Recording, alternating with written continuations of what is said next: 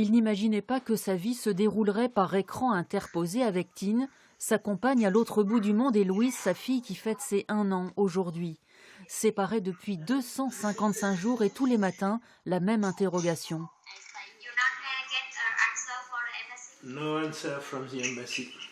La réponse est lancinante. Aucune nouvelle de l'ambassade en France. Les frontières du Vietnam sont fermées, certes avec le Covid, mais le 8 août dernier, le secrétaire d'État chargé des Français à l'étranger s'engageait à permettre au plus vite la réunion des couples binationaux.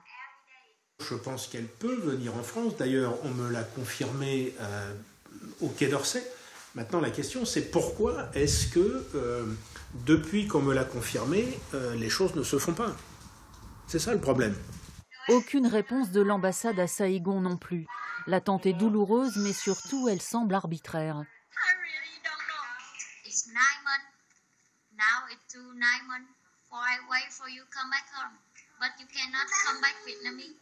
Situation inextricable, Marc Mangin alerte depuis des semaines les politiques de tous bords et le président de la République. J'ai eu des réponses plutôt polies, mais j'ai très vite compris que ça n'allait pas aller plus loin que oui, mon pauvre monsieur, c'est pas facile.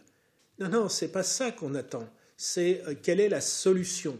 Parce qu'il y a nécessairement une solution. Ou alors on n'est pas un homme politique. Son prochain livre se déroule à Amiens.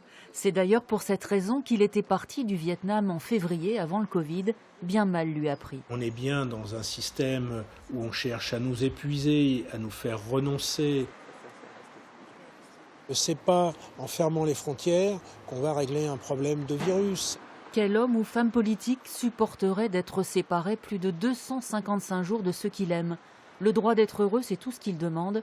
Symboliquement, sa montre est toujours à l'heure du Vietnam.